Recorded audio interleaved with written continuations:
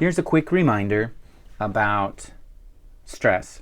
Stress isn't good or bad in and of itself. It needs context. And how do you know if stress is good or bad for you?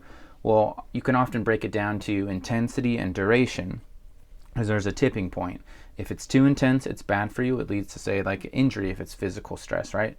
You get hit by a bus, hope not, but if you do, probably too stressful. Probably couldn't adapt to it, right? But, going for a run or something like that, kind of stressful on the body, but if your body's capable of doing it, you can have positive results having gone through that stress, okay? So that's an example of intensity. And then duration would be something like,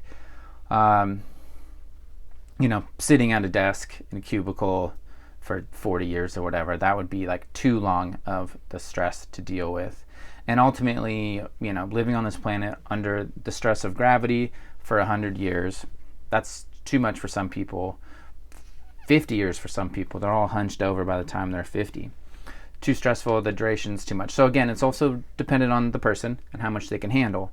Now, one way to become better at dealing with stress is to stress yourself appropriately. And so, how can we do that? Well, there's a couple good ways to stress yourself in the morning. And what I mean is just like a little dose of stress for your body to kick into action and say like, okay, we have to start adapting to this. And so my favorite ones are sunshine. Just kind of stressful. Your body has to deal with it. And it typically does in positive ways, again, in the right intensity, right duration.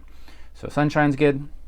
Exercise, again, the right exercise for you. You want it to be challenging, but not like devastatingly so. Fasting can be one that's really good. Saunas, so like temperature challenging yourself. So a sauna is good, and for that matter, the opposite, right? Like a cold plunge, ice bath, something like that, just cold water to finish your shower, like right on your head, positive stress. Another one could be something just like coffee. Again, maybe not for everybody, but a little bit of caffeine, technically a little stressful to the body, could be beneficial. All right, so those are just a few things to think about. How can I start my day out with a nice little stressful challenge to my body? Or how can I create a routine that incorporates multiples of those things? Getting sunshine, getting a little exercise, maybe some temperature challenges, maybe you're fasting. If you guys do something that I haven't thought of, let me know. Bye.